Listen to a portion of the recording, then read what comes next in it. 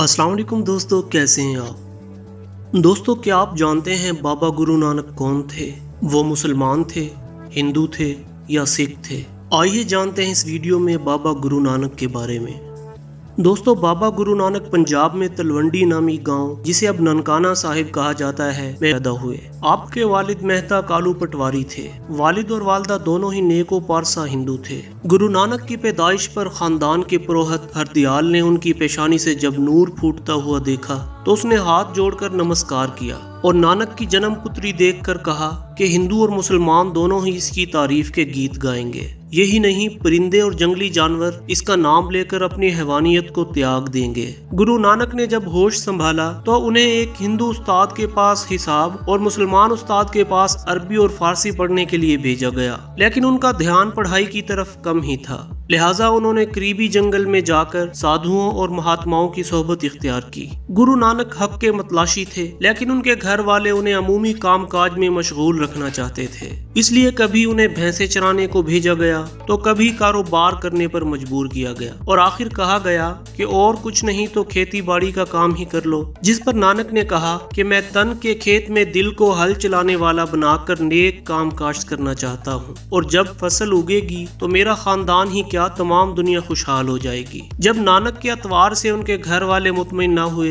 तो आखिरकार उन्होंने नानक की शादी कर दी कि शायद इसी तरह वो दुनियादारी की तरफ माइल हो जाएं। कहते हैं कि नानक का दिल जब कहीं न लगा तो घर वालों ने उन्हें सुल्तानपुर के नवाब दौलत खान के गोदाम में रसद का हिसाब किताब रखने पर नौकरी दिलवा दी। जब वो रसद तोलते हुए 13 की गिनती तक पहुंचते तो 13 में 13 का नारा लगाते हुए दम बखुद हो जाया करते। नानक दिल खोलकर गोदाम का माल गरीबों में बांटने लगते। जब नवाब साहिब से शिकायत की जाती कि नानक आपका माल लुटा रहे हैं तो वो गोदाम का हिसाब किताब लगवाते, लेकिन तमाम अजनास पूरी निकलती। एक दिन नानक करीबी नदी में नहाने गए और 3 दिन तक नदी के अंदर गायब रहे। कहा जाता है कि यही नानक को खुदा का विसाल हुआ और खुदा ने उन्हें एक प्याला इनायत किया और कहा कि इसे खुद भी पियो और दुनिया को भी पिलाओ। जो तुम्हारा नाम लेगा उसका शऊर बेदार हो जाएगा। जब वो नदी से निकले तो उनके लबों पर एक अनोखा नारा था, ना कोई हिंदू ना कोई मुसलमान। शहर में एक हंगामा बर्पा हो गया कि ये कौन है जो मुसलमानों की हुकूमत में और हिंदुओं के शहर में दोनों की तौहीन कर रहा है। काजी ने उनको तलब किया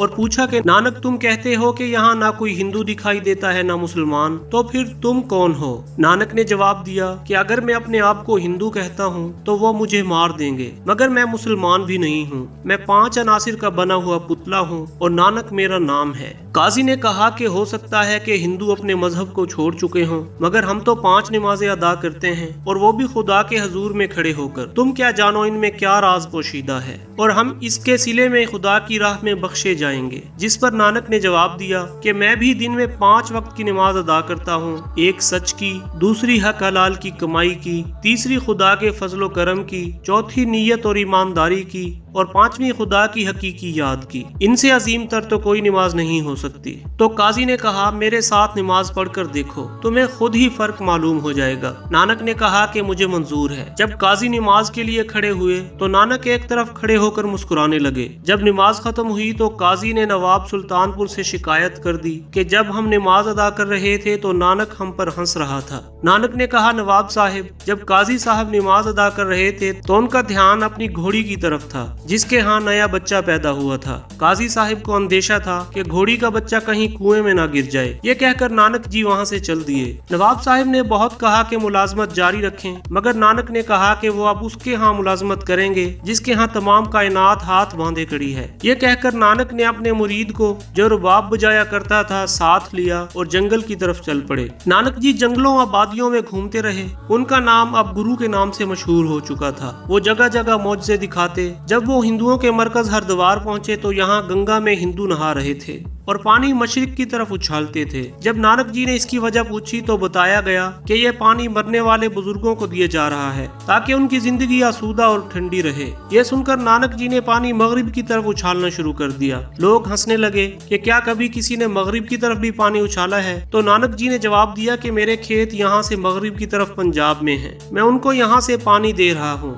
लोग कहने लगे कि इतनी दूर से दिया हुआ पानी आपके खेतों को कैसे सरसब्ज करेगा? जिस पर गुरु नानक ने कहा कि अगर आपका दिया हुआ पानी दूसरी दुनिया में पहुंच सकता है तो क्या मेरा पानी इस दुनिया में मेरे खेतों को सरसब्ज नहीं कर सकता। कहते हैं कि बाबर जब हिंदुस्तान पर हमला आवर हुआ और उसने पंजाब को तहत-ए किया तो अहमदाबाद में जो जंगी कैदी बनाए गए उनमें गुरु नानक और उनके मुरीद भी थे। गुरु नानक को चक्की पीसने पर लगा दिया गया।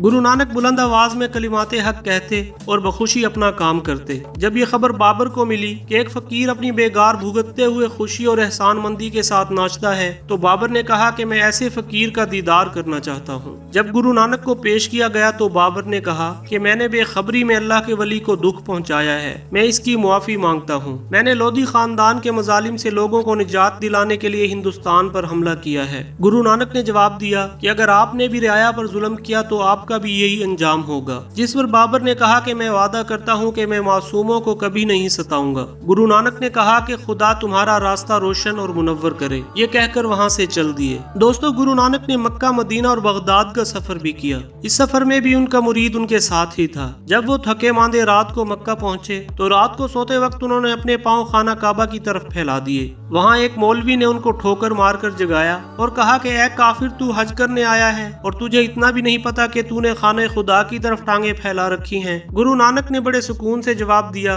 कि हुजूर, जिस तरफ खाने खुदा ना हो मेरी टांगे उस तरफ कर दीजिए। मौलवी जिस तरफ भी गुरु नानक की टांगे घुमाता उसी तरफ खुदा का जलवा नजर आता, जिस पर वो चिल्लाने लगा कि अल्लाह अल्लाह, हिंदुस्तान से कोई खुदा रसीदा बुजुर्ग आया है जो लोगों को खुदा का दीदार करा देता है। दोस्तों, गुरु नानक ने जब तबलीग का सफर खत्म किया तो उन्होंने अपने आखिरी साल करतारपुर में गुजारे। यहाँ हजारों लोग उनका दीदार करने आते। गुरु नानक ने कई आजमाइशें लेने के बाद अपनी गद्दी भाई लहना को सौंप दी। इसके बाद उन्होंने अपने खानदान और खादिमों को जमा किया और खुदा की हम्दो सना बयान की। फिर तमाम मजमे ने ऐसा ही किया। इतने में बाबा गुरु नानक मुराकबे में चले गए और इसी हालत में उनका विसाल हुआ, जिसके बाद उनके हिंदू और मुसलमान मुरीदों में झगड़ा हो गया। मुसलमान मुरीद कहते थे कि हम उनको दफनाएंगे, हिंदू कहते थे कि वो अपनी रस्म के मुताबिक उनका संस्कार करेंगे। आखिर में दोनों इस बात पर मुत्तफिक हो गए कि दोनों अपने अपने फूल उनके जिस्म पर रख दें। सुबह जिसके फूल ना मुरझाएं वही उनके जिस्म का वारिस होगा। सुबह हुई तो दोनों फ्रीकैन के फूल ताजा थे और महक रहे थे,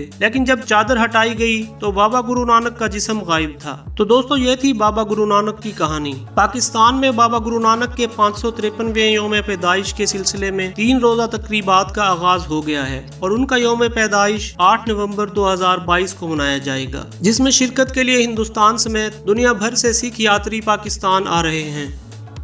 तो दोस्तों, ये थी आज की वीडियो। अगर आप मजीद ऐसी मालूमाती वीडियोस देखना चाहते हैं तो हमारे चैनल को सब्सक्राइब कर लें और वीडियो को दोस्तों के साथ शेयर ज़रूर कीजिएगा। अल्लाह हाफिज़।